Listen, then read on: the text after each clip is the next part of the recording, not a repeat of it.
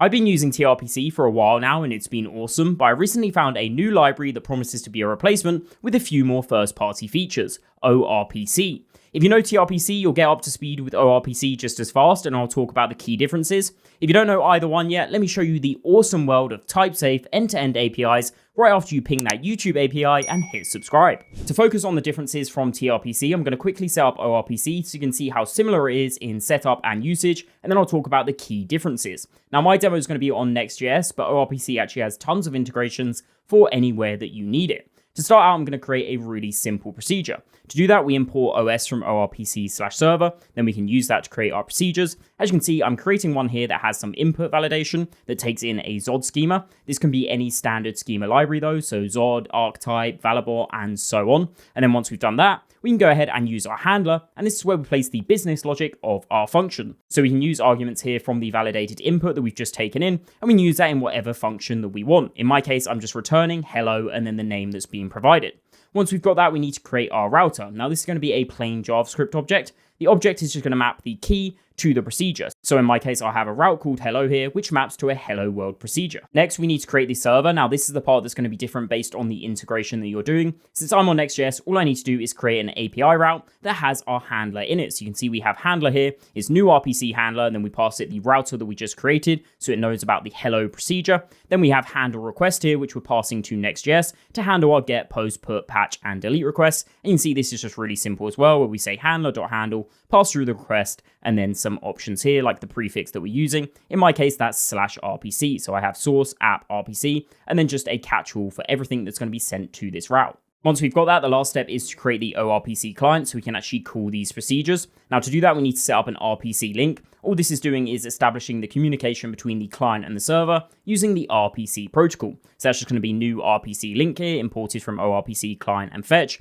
And then we pass through the URL of where our RPC server is. In my case, that was localhost 3000/RPC as we just set up. Then all we need to do is create an oRPC client. We make sure it's type safe by using the router client type and then type of router from the router that we set up, and then create oRPC client and then pass it our RPC link. Now, wherever we want to use our procedures, all we need to do is import the oRPC client like I have here. And as you can see, if I do dot, we now get a really nice autocomplete of all of the routes that we can have. So in my case, hello, which I set up earlier. If you've had loads of them, they'd all be listed here and you get that nice autocomplete that tRPC and oRPC are really good for. And then we also get really nice way to call it. So we simply just call the function and pass it the input validation that we set up earlier. In my case, that was an object with name. Now that we've got this, the response here is simply going to be a string as it's inferred that from the handler function. As you can see really quickly there, we set up a really nice type-safe end-to-end API. So that quickly covers the RPC part of oRPC, and you can see how it's similar to tRPC in that developer experience with the type safety and autocomplete features. And if I jump ahead a few steps, you can see we can do similar things like the builder pattern where we have our public procedures, and these just have the database middleware attached to them.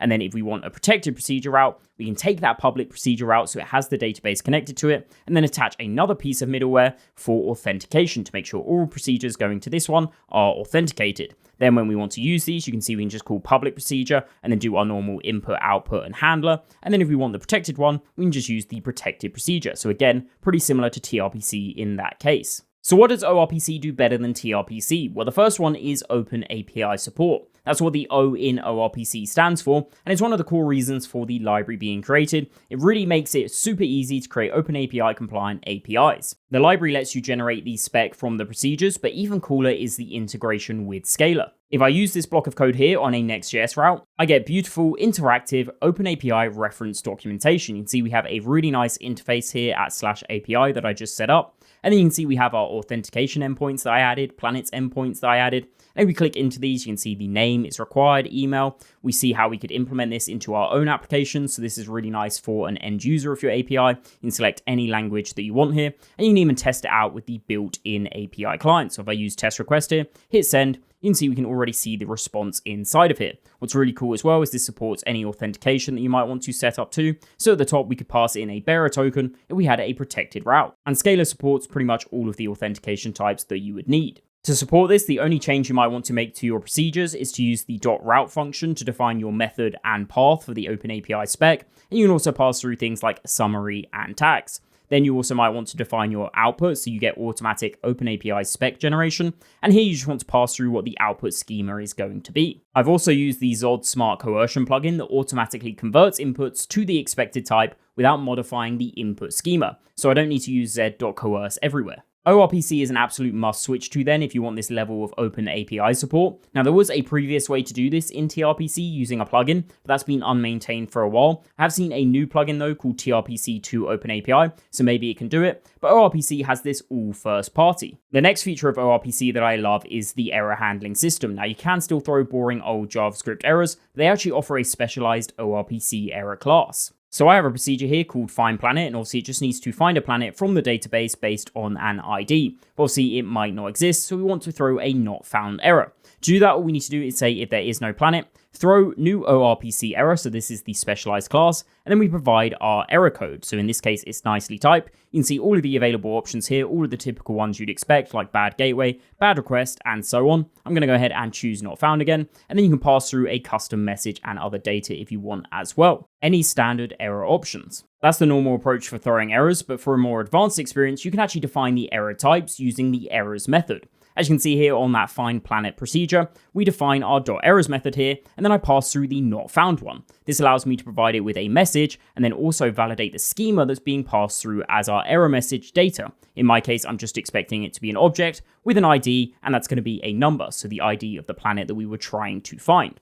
What this means in practice is in our handler function, we can extract our errors here. That's going to have not found or any others that we've set up. And then instead of throwing a new oRPC error, all I need to do is throw errors and then dot, and we get nice autocomplete for all of the errors that we have with type safety. We can say not found, and then inside of there, it's going to be expecting data with an input with our ID being a number, thanks to the validation that we provided earlier. So we have nice type safe errors. Once you have your errors set up on the procedures, handling it on the client side is super easy and also super nice. As you can see here, I'm calling the planet find procedure, and I wrap this in the safe function from oRPC/client. Now, safe just works like a try-catch block, but it's able to infer the error types. As you can see here, it returns a tuple, or it could even be an object of error data and is defined. Now, is defined is essentially going to be true if we've defined that error using the .errors that we saw earlier. You can see down here, you can also use the is defined error to work out the same thing. What we can then do with the errors that we get back is we can establish which one they are based on our definitions. As you can see with error.code here, we get really nice autocomplete of the defined errors. I'm going to choose rate limited. And once we go ahead and narrow that down, you can see we get the type safety on our error message down here as well. So data here is going to have retry after, and it knows that this is supposed to be a number. So we're able to handle this on the client side really nicely with full type safety. Another thing you can do in oRPC that you can't in tRPC is define with a contract first approach. Now, this is a design pattern where you actually define your API contract before you write the implementation. It's almost like test-driven development, where you define before you build. In oRPC, a contract actually specifies the rules and expectations for a procedure, so it details the input, output, error types, and it can even include constraints or validation to ensure that both the client and server share a clear, consistent interface. What this means in practice is instead of creating your procedures using OS, you use OC, so from oRPC/contract here. As you can see, all of the contracts that we set up don't have any implementation details. We just list the inputs and the outputs that we're going to be expecting.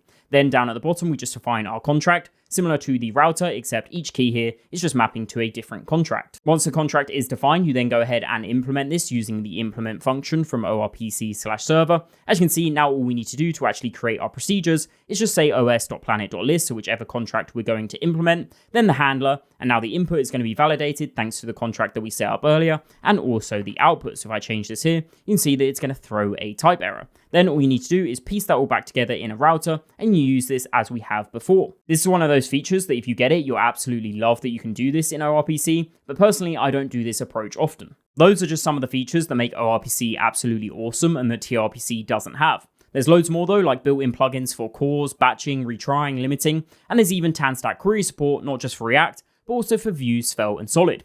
You can even tie this in with Vue Pina Colada if you wanted to as well. If you want to find out more, I'll leave a link to the documentation down below and also a comparison page. Let me know what you think in the comments down below. While you're there, subscribe, and as always, see you in the next one.